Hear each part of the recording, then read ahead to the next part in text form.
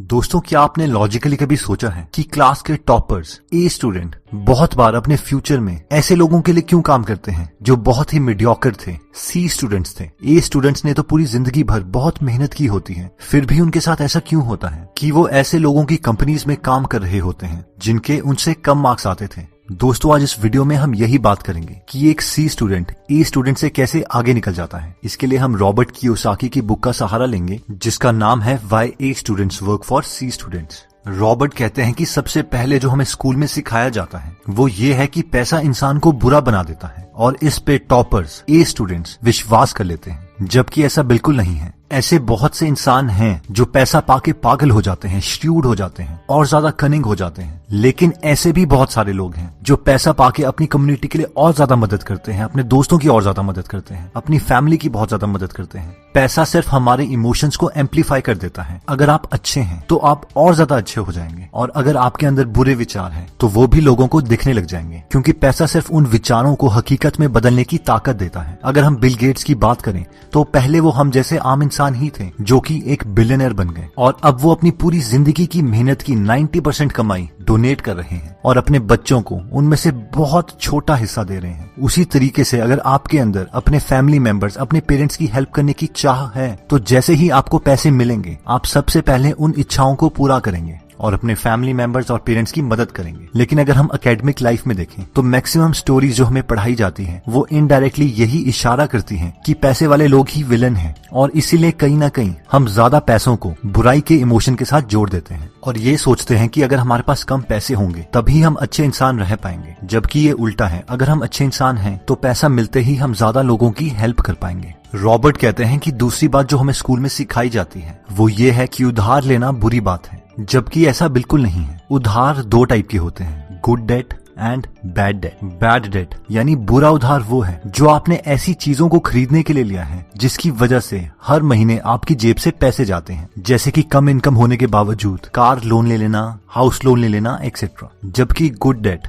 यानी अच्छा उधार वो है जिसे आपने ऐसी चीजों को खरीदने के लिए लिया है जिसकी वजह से आपकी जेब में हर महीने पैसे आते हैं। रॉबर्ट बताते हैं कि जब उन्होंने अपनी सबसे पहली प्रॉपर्टी ली थी तो वो भी एक उधार पर ली थी, और इस तरीके से थी कि उससे आ रही किराए की इनकम उसकी लोन की इंस्टॉलमेंट से $25 ज्यादा थी, जिसकी वजह से उन्हें हर महीने $25 मिलते रहते, और ये एक अच्छे उधार का एग्जाम्पल है। रॉबर्ट बताते हैं कि जिस दिन मैंने उस रेंटल इनकम से उस लोन की सारी इंस्टॉलमेंट्स पे कर दी, उस दिन वो ही प्रॉपर्टी मेरे लिए बहुत ज्यादा कमा रही थी, और अगर वो उस प्रॉपर्टी को पाने के लिए उधार नहीं लेते तो वो कभी भी अपने रियल एस्टेट बिजनेस में आगे नहीं बढ़ पाते, और वो यही चीज बार बार करते रहे, और आज उनके पास ऐसे 1600 घर हैं। रॉबर्ट बताते हैं कि maximum businesses OPM, others people money, यानी औरों के पैसों से ही खुलते हैं, लोन के पैसों से ही खुलते हैं, लेकिन इसके लिए हमें पहले अपनी फाइनेंशियल एजुकेशन इंप्रूव करनी पड़ेगी। रॉबर्ट एक और एग्जांपल देते हैं कि आज मेरे पास मिलियंस डॉलर हैं, लेकिन फिर भी जब मैंने एक लग्जरी बोट खरीदी तो मुझे पता था कि उस बोट को मैं हर रोज यूज नहीं करता हूँ, इसलिए मैंने उसे एक चार्टर्ड बोट बना दिया, यानी कोई भी आदमी पैसे देके उस बोट को एक दिन के लिए खरीद सकता था, और मुझे हर महीने उस बोट से पैसे आते हैं, और जब भी वो बोट मुझे यूज करनी पड़ती है तब मैं वो बोट किसी और को किराए पर नहीं देता। और ये भी एक एग्जाम्पल है गुड डेट का, यानी एक अच्छे उधार का। नेक्स्ट पॉइंट कहता है giving less importance to financial education.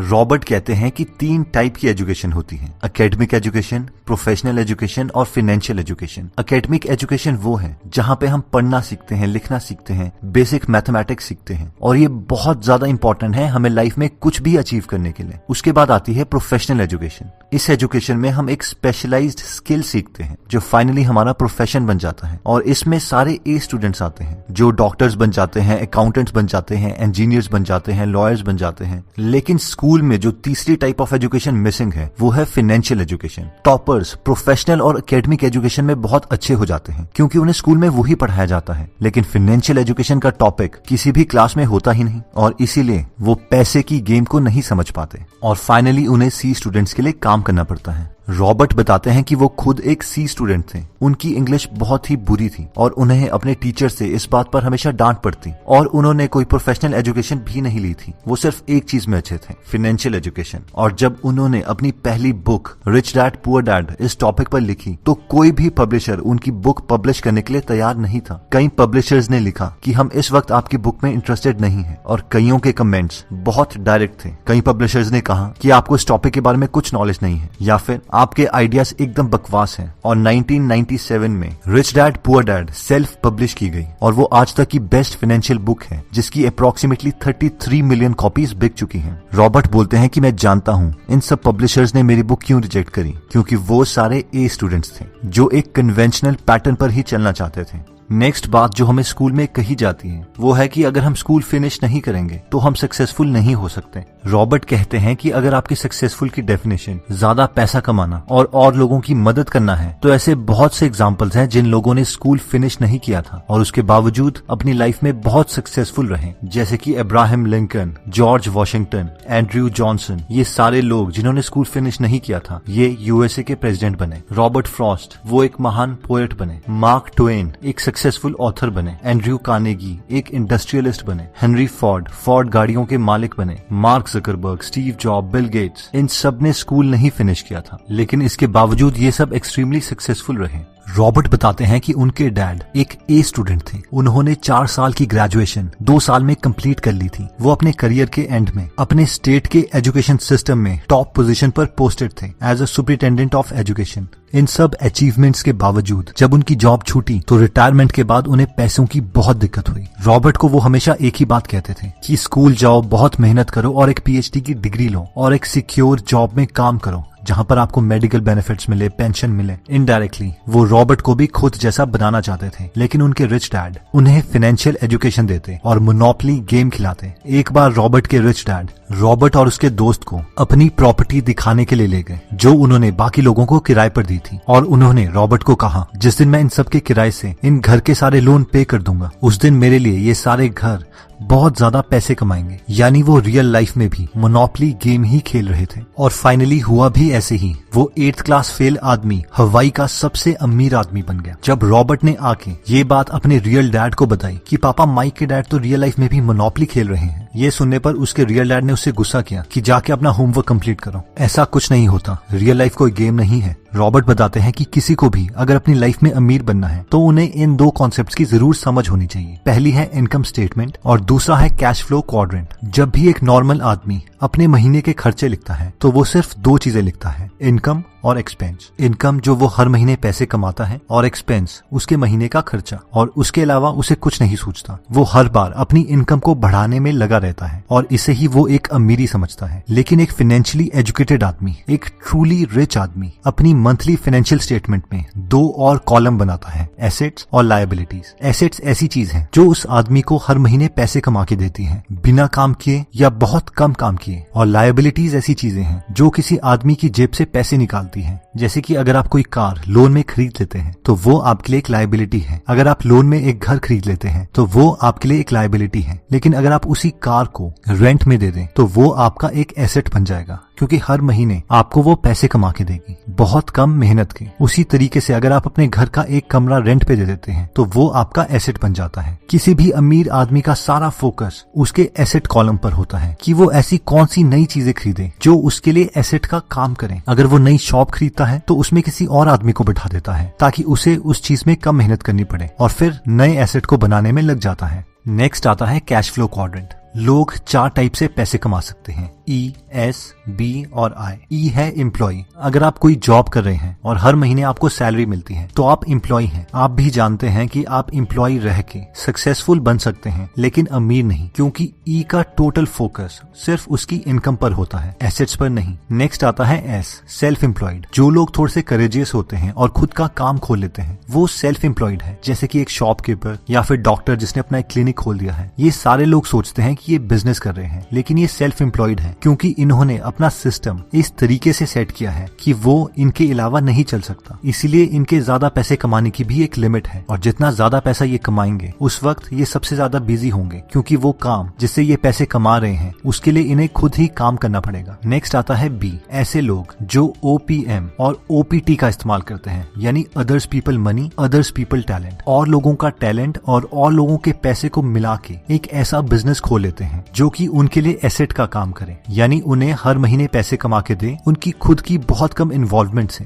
तो वो लोग बिजनेसमैन हैं। जैसे कि आज रॉबर्ट के पास 1600 घर हैं, वो उन्होंने OPM, अदर्स पीपल मनी, यानी लोन के पैसे से खरीदे हैं। और आज हर महीने उनसे रेंटल इनकम कलेक्ट करते हैं, वो भी OPT से, अदर पीपल टैलेंट, यानी और लोगों की मदद से। फोर्थ टाइप के लोग आते हैं इन्वेस्टर्स। जो लोग औरों के बिजनेस में इन्वेस्ट करते हैं वो इन्वेस्टर्स हैं। एट अ टाइम आप किसी भी 2 क्वाड्रेंट में, 3 क्वाड्रेंट में, 4 क्वाड्रेंट में हो सकते हैं, या फिर धीरे धीरे आप क्वाड्रेंट शिफ्ट कर सकते हैं। लेकिन आपको सक्सेस तभी मिलेगी जब आप B और I क्वाड्रेंट में भी हैं। एक E और S, एक एम्प्लॉय और सेल्फ एम्प्लॉयड का सारा फोकस उसकी इनकम पर होता है, जबकि B और I यानी बिजनेसमैन और इन्वेस्टर का सारा फोकस उसके एसेट्स कॉलम पर होता है। तो दोस्तों, इस वीडियो में हमने 4 चीजें देखी। पहला था कि पैसा आदमी को बुरा बना देता है, तो ऐसा कुछ भी नहीं है। पैसा सिर्फ पैसा है और वो आपको चीजें खरीदने की ताकत देता है। अगर आपके अंदर अच्छे इमोशंस हैं तो आप अच्छी चीजें खरीदेंगे, औरों की मदद करेंगे। अगर आपके अंदर बुरे इमोशंस हैं तो आप बुरी चीजें खरीदेंगे और औरों का नुकसान करेंगे। सेकंड चीजें जो हम सोचते हैं वो ये है कि उधार बुरा होता है। उधार 2 टाइप के होते हैं, अच्छा उधार और बुरा उधार। अगर आपने उधार ऐसी चीजों के लिए लिया है जिससे आपकी जेब से हर महीने पैसे जा रहे हैं तो वो बुरा उधार है, और अगर आपने ऐसी चीजों के लिए उधार लिया है जो आपको हर महीने पैसे कमा के दे तो वो एक अच्छा उधार है। नेक्स्ट आता है कि हम फाइनेंशियल सब्जेक्ट्स को इंपॉर्टेंस नहीं देते। अगर आप एकेडमिक या प्रोफेशनल सब्जेक्ट्स में अच्छे हैं तो इसका मतलब ये नहीं है कि आप नेचुरली फाइनेंशियल सब्जेक्ट्स में भी अच्छे हो जाएंगे। उसके लिए आपको अलग से मेहनत करनी पड़ेगी, और ऐसे बहुत सारे केसेस हैं जो लोग अच्छे प्रोफेशन में तो हैं लेकिन पैसे की कम समझ के कारण एक रिच इंसान नहीं बन पाते। और फाइनली आता है कि जो लोग स्कूल कंप्लीट नहीं करते हैं वो कभी सक्सेसफुल नहीं हो सकते। तो ऐसा भी बिल्कुल गलत है। जिन लोगों ने स्कूल कंप्लीट नहीं किया है वो प्रेसिडेंट तक बने हैं और बहुत बड़े बिजनेस ओनर तक बने हैं। उसके बाद हमने देखा था कि एक फाइनेंशियली एजुकेट होने के लिए हमें 2 चीजों के बारे में पक्का पता होना चाहिए। पहला है फाइनेंशियल स्टेटमेंट और दूसरा है कैश फ्लो क्वाड्रेंट। अमीर बनने के लिए हमें अपने एसेट कॉलम पर फोकस करना पड़ेगा, और हम ज्यादा से ज्यादा एसेट्स बना सकते हैं अगर हम B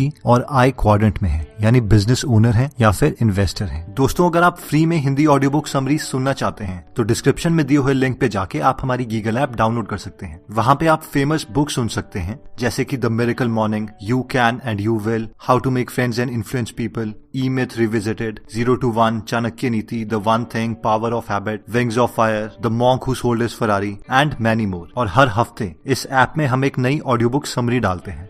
दोस्तों, कमेंट सेक्शन में आप बता सकते हैं कि आप नेक्स्ट वीडियो किस टॉपिक पर चाहते हैं, ताकि हमें भी फीडबैक मिले और उसी टॉपिक्स को हम कवर करें। इस चैनल को जरूर सब्सक्राइब कर लीजिए और बेल का बटन दबा दीजिए ताकि आप ऐसी नॉलेजेबल वीडियोस कभी मिस ना करें। और इस वीडियो को लाइक जरूर कीजिएगा ताकि हमारा कॉन्फिडेंस बढ़े।